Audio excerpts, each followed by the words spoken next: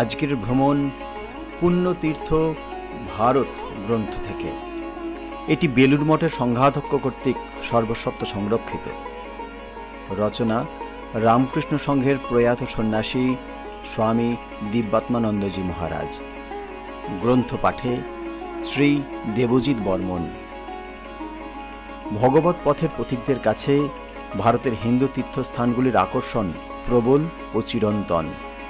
এর সঙ্গে দুর্গম তীর্থগুলির দর্শনের মধ্যে অ্যাডভেঞ্চার মনোভাবের পরিতৃপ্তি, নৈঃশব্দ সৌন্দর্যের রূপ উপভোগ থাকে।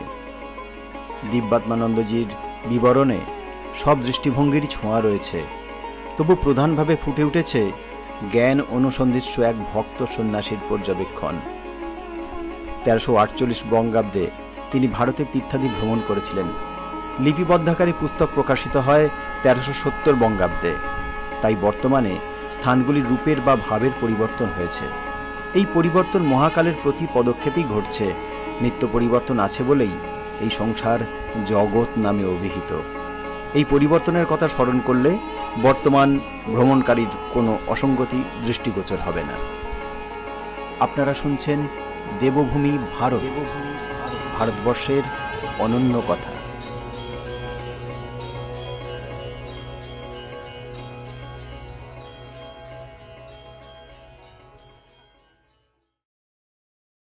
তীর্থ ভারত গ্রন্থের আজকের প্রসঙ্গ তণ্ডয় ডিপ্পড়ি।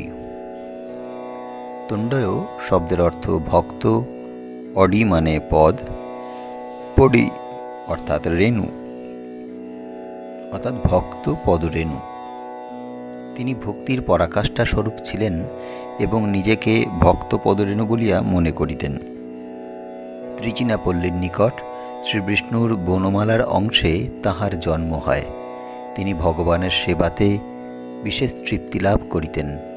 ভগবানের জন্য মালা গাঁথিতে খুব ভালোবাসিতেন বলিয়া তাহার বনমালা অংশে জন্ম হইছে বলা হয়।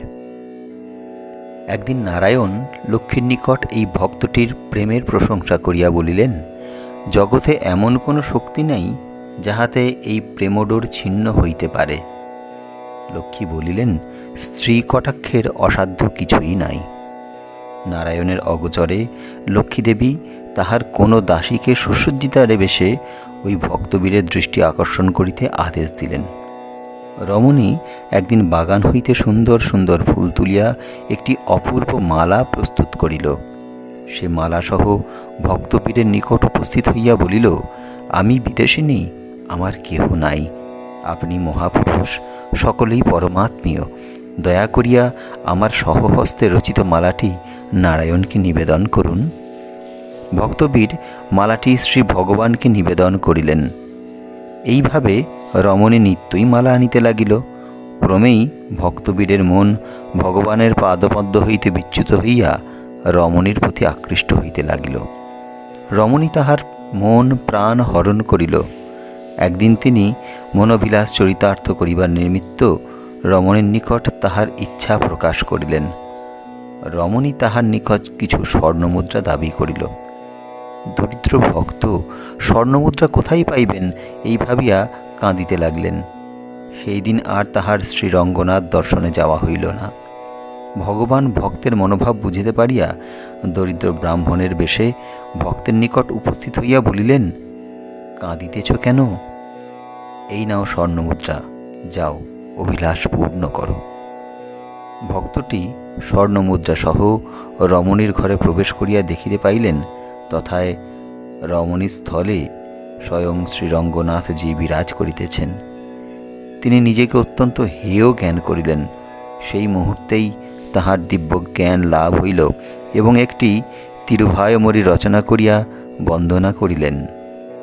পচ্চৈ মামলৈ পোল মেনি পবল ভায় কমল চিঙ্কন अच्युता अमरर एड़े आयतरतं कोडंदे एनडुम इच्चुई वीय वीडयान पोया इंदिर लोकम आलुम अच्युभिपेरिणं बेण्डेन अरमानगरुलाने।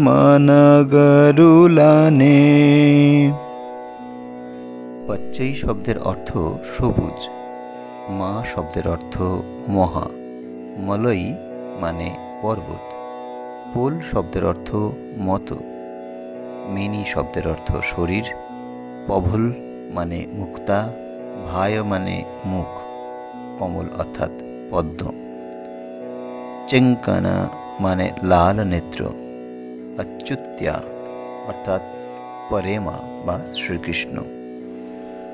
অর্থাৎ এই স্তোত্রের অর্থ হল, হে শ্রীরঙ্গম শহরের শাসনকর্তা, যাহার সবুজ পাহাড়ের মতো শরীর, মুক্তার মতো মুখ, লাল পদ্মলোচন এবং যিনি অচ্যুত দেবতা শ্রেষ্ঠ শ্রেষ্ঠ গোপ বংশজাত, তোমাকে ডাকিয়া সে আশীর্বাদ পাইয়াছি, সেই আমি এই আশীর্বাদ অবহেলা করিয়া ইন্দ্রলোকেও লাভ এবং শাসন করিতে চাই না। তিরুপ্পান। তিরু শব্দের অর্থ শ্রী, পান অর্থাৎ যন্ত্র বা বীণা অর্থাৎ শ্রী বীণা। তিনি সর্বদাই বীণা হস্তে ভগবানের নাম গুণগান করিতেন বলিয়া তাহার নাম হয় তিরুপ্পান। তিনি নিচুলাপুরে শ্রীবিষ্ণুর শ্রী বৎসাংশে জন্মগ্রহণ করেন।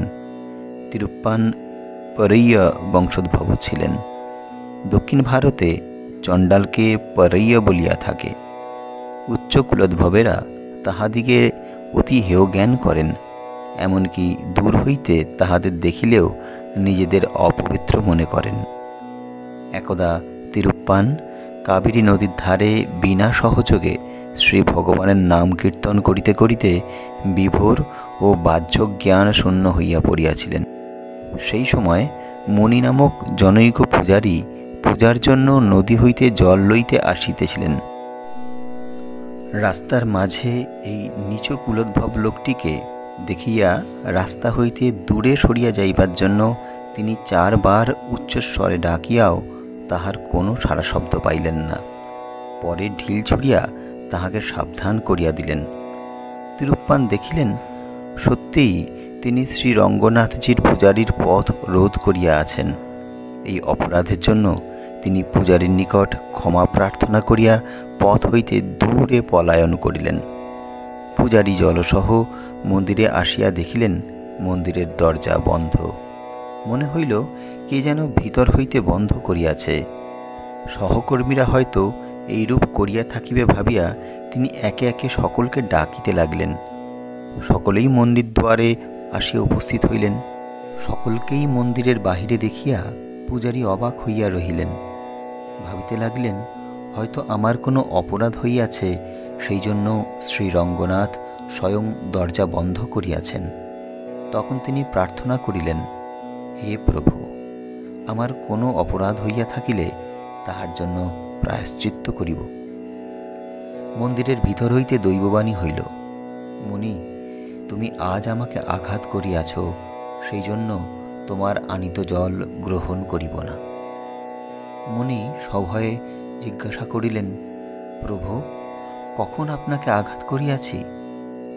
উত্তর আসিল, কাবেরীর ধারে যে লোকটি বিনাসহ আমার নাম কীর্তন করিতেছিল সে একজন মহানুভব, আমার দ্বিতীয় বিগ্রহ স্বরূপ। তুমি তাহাকে কাঁধে করিয়া আমার প্রদক্ষিণ করিলে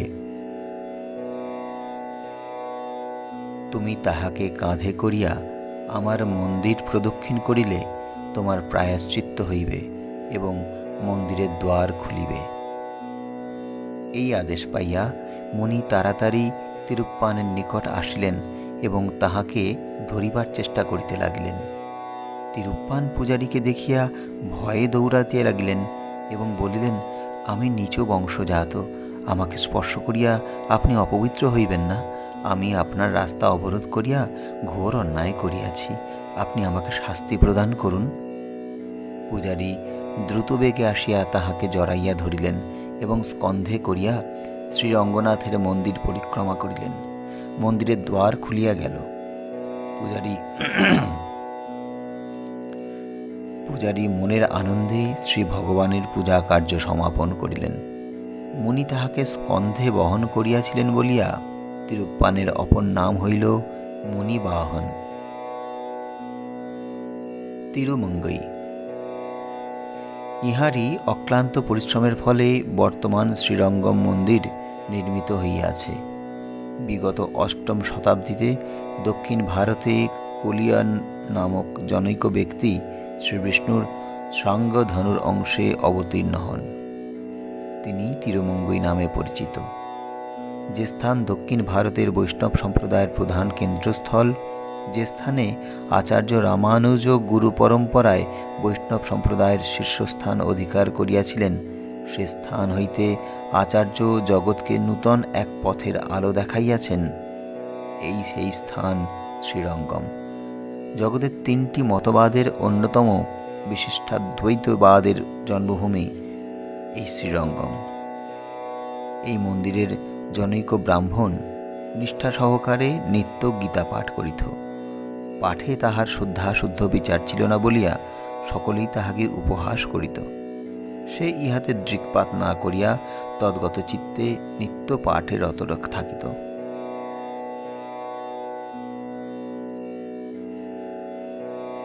সে ইহাতে দৃকপাত না করিয়া তদ্গত চিত্তে নিত্য পাঠে রত থাকিত। মহাপ্রভু চৈতন্য শ্রী শ্রী রঙ্গনাথজির দর্শনে আসিয়া ব্রাহ্মণের গীতা পাঠ শ্রবণ করিলেন। তিনি ব্রাহ্মণকে জিজ্ঞাসা করিলেন, তুমি গীতায় এমন কি মর্ম বুঝিয়াছ যাহাতে একেবারে ভক্তিরসে ডুবিয়া যাও? ব্রাহ্মণ বলিল, প্রভু, আমি গুরুদেবের আদেশে গীতা পাঠ করিতেছি। আমি মূর্খ, শব্দার্থ জানি না এবং শুদ্ধাশুদ্ধ বিচার করিবার ক্ষমতাও আমার নাই।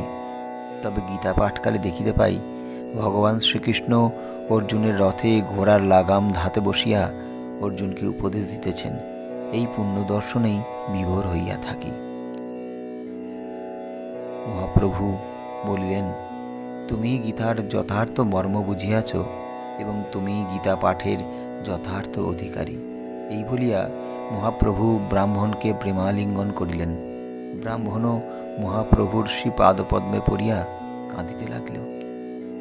ভক্তিমান অজ্ঞ ব্যক্তিও ভগবানের কৃপায় তাহার দর্শন লাভ করিয়া থাকে, কিন্তু ভক্তিহীন পাণ্ডিত্যভিমানী ব্যক্তি ভগবতত্ত্ব হৃদয়ঙ্গম করিতে পারে না। জগতের শিক্ষার জন্য শ্রীরঙ্গনাথজির মন্দিরে শ্রী চৈতন্য মহাপ্রভু এই লীলা করিয়াছিলেন।